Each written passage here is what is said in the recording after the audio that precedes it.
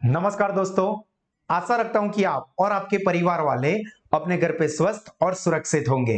My self Bhavin Shah from Sahas Institute of Commerce, your own personalise high tech digital classes. दोस्तों, आज के session के अंदर हम लोग डिस्कस करने वाले एक छोटा सा but important theoretical session, and that is characteristics, या तो फिर हम उसको फीचर्स भी कह सकते हैं, ऑफ पार्टनरशिप। मतलब के पार्टनरशिप के क्या क्या फीचर्स है। तो देखो, सबसे पहला फीचर कहा है क्रिएशन बाय कॉन्ट्रैक्ट। इसका मतलब यह हुआ कि पार्टनरशिप जो है, जिसमें दो या उससे ज्यादा लोग मिलके कोई बिजनेस करते हैं, तो वो जो है वो क्रिएट होती है पार्टनर्स के बीच के एग्रीमेंट से। वो दो या वो उससे ज्यादा लोग मिलके एग्रीमेंट करते हैं। इसलिए यहां पे क्या कहा है कि partnership is created by agreement. अब ये जो एग्रीमेंट होता है, जो कि दो या उससे ज्यादा लोगों के बीच में होता है, ये एग्रीमेंट हो सकता है ओरल और रिटन, दो में से कोई भी होगा। बट यहां पे इंपॉर्टेंट बात यह है कि partnership is created by an agreement. This agreement can be oral और इट कैन बी रिटन, दो में से कोई भी चलेगा। हाँ, रिटर्न एग्रीमेंट है तो वो ज्यादा एडवाइजेबल है, वो हम आगे के टॉपिक में डिस्कस करेंगे। बट यहां पे आपको सिंपली यही याद रखना है, partnership is created by an agreement and this agreement can be oral और रिटर्न। ओरल मतलब बोल के और रिटर्न मतलब लिख के। Then second, profit objective. देखो दोस्तों, partnership is always created to earn profit and distribute it amongst them.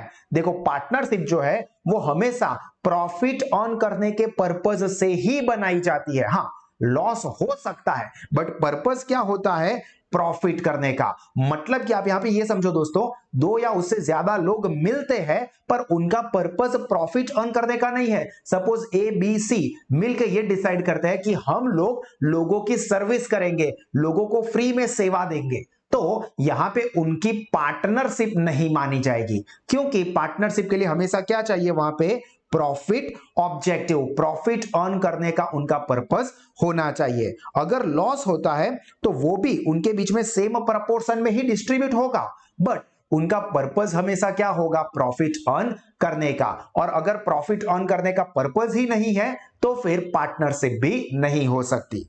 Then third, legal business. देखो, पार्टनरशिप जब भी बनाते हैं तो वो हमेशा लीगल बिजनेस करने के लिए ही पार्टनरशिप बनाई जाती है। इसका मतलब यह हुआ कि कोई इलीगल बिजनेस करने के लिए पार्टनरशिप नहीं कर सकते।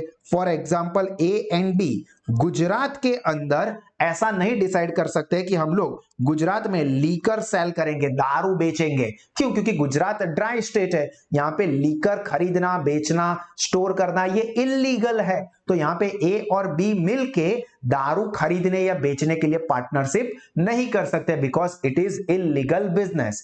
क्योंकि partnership is not created to do illegal business. Then fourth and one of the most important feature of partnership, and that is agent of each other। इसका मतलब ये होता है दोस्तों कि every partner is the agent of another partner, जिसको कि mutual agency भी कहा जाता है। आप ये वर्ड भी याद रख सकते हो, म्यूचुअल एजेंसी। इसका मतलब क्या? कि partnership is manage by all partners और any of them who is acting for all। मतलब suppose A B C D ये चार लोगों की पार्टनरशिप हुई है, तो यहां पे ये चारों लोग मिलके बिजनेस एक्टिविटी कर सकते हैं, या ये चारों के बदले कोई, फॉर एग्जांपल इसमें से मिस्टर बी और मिस्टर डी जो है वो एक्टिविटी करते हैं, पर वो जो भी काम करते हैं बी और डी बिजनेस के लिए, वो सब ए बी सी और डी चारों के चार पार्टनर के बिहाफ में करते हैं, ऐसा माना जाएगा। मतलब यहां पे ए और सी ने काम नहीं किया है, फिर भी बी और डी के काम के लिए ए और सी भी उतने ही रिस्पॉन्सिबल माने जाएंगे, because every partner is the agent of another partner. मतलब ए पार्टनर जो है वो बी सी और डी का एजेंट माना जाएगा। मतलब के काम ए ने किया है बट फिर भी वो बी सी और डी के बदले में किया है, ऐसा ही माना जाएगा और बी सी डी रिस्पॉन्सिबल होंगे। सिमिलरली पार्टनर बी ने जो भी काम किया होगा वो ए सी और डी के एजेंट के तौर पे किया होगा। इसका मतलब कि बी ने जो काम किया होगा उसके लिए वो खुद तो जिम्मेदार होगा ही, पर ए, सी और डी भी उतने ही रिस्पॉन्सिबल होंगे। क्यों? Because every partner is the agent of another partner, मतलब हर एक पार्टनर के काम के लिए बाकी के पार्टनर भी उतने ही रिस्पॉन्सिबल होते हैं, प्रोवाइडेड कि उन्होंने जो काम किया है वो पार्टनर से बिजनेस रिलेटेड हो। देन ये पॉइंट भी आपको एमसीक्यू के एंगल से काफी काम लग सकता है। नंबर ऑफ पार्टनर्स, अब देखो पार्टनरशिप के लिए मिनिमम 2 पार्टनर होने ही चाहिए, मिनिमम 2 लोग तो होने ही चाहिए, ये तो सिंपल सी बात है। बट यहां पे मैक्सिमम नंबर ऑफ पार्टनर्स कितने हो सकते हैं, ये चीज आपको एमसीक्यू वीएसक्यू में काम लग सकती है। तो government has prescribed maximum number of partners to be 50। कैसे? As per the rule number 10 of companies miscellaneous rule 2014। याद रखना, rule 10 of companies miscellaneous rule 2014 के हिसाब से मैक्सिमम नंबर ऑफ पार्टनर्स हो सकते हैं 50। वहीं पे अगर गवर्नमेंट की परमिशन लेके 50 से भी पार्टनर्स बढ़ाना चाहते हैं तो बढ़ा सकते हैं, और वो होता है as per section 464 of companies act 2013। Government empowers to increase the maximum number of partners to be 100। तो यहां पे 2 नंबर याद रखने हैं। 50 कैसे है? With rule 10 of companies miscellaneous rule 2014 के हिसाब से मैक्सिमम 50 हो सकते हैं। वहीं पे सेक्शन 464 ऑफ कंपनीज एक्ट 2013 के हिसाब से मैक्सिमम नंबर ऑफ पार्टनर 100 भी कर सकते हैं। देन 6th, अनलिमिटेड लायबिलिटी काफी इंपॉर्टेंट है। अनलिमिटेड लायबिलिटी होती है हर एक पार्टनर की। Liability of partner is unlimited. अब ये अनलिमिटेड लायबिलिटी का मतलब क्या? It means if the debt यानी कि liability of the firm increases then its asset, मतलब फर्म की जो असेट्स है उसकी कंपैरिजन में फर्म की लायबिलिटी बढ़ जाती है, तो उस सिचुएशन में partners have to sell their personal asset to pay the debt, और उसी को कहा जाता है अनलिमिटेड लायबिलिटी।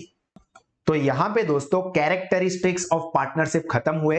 आई होप कि आपको अच्छे से समझ में आ गया होगा। उसमें से सिर्फ 2-3 पॉइंट ही है जो कि आपको एग्जाम ओरिएंटेड याद रखने हैं, बाकी सब चीजें सिंपल सी है। इसे आप हमारे साथ स्टडी पैम्पलेट में से रेफर करके अपनी नोटबुक में भी एक बार लिख दीजिए। और इसी तरह के और extra ordinary education 11th 12th FY SY TY BCom CA या CS के कोई भी लेवल के लिए आप या आपके छोटे या बड़े भाई बहन या फ्रेंड्स को अवेल करने हैं तो सबको गूगल प्ले स्टोर से साहस स्मार्ट स्टडीज ऐप को डाउनलोड करने के लिए जरूर सजेस्ट करें, जहां पे लोवेस्ट फीस पे एक्स्ट्रा ऑर्डिनरी एजुकेशनल फीचर्स मिलते हैं, जिससे कि आपका नॉलेज, रिजल्ट और करियर तीनों ही टेरिफिक लेवल पे बढ़ सके। तो आप आज ही इसका बेनिफिट लीजिए। And till then, God bless you all. जय हिंद।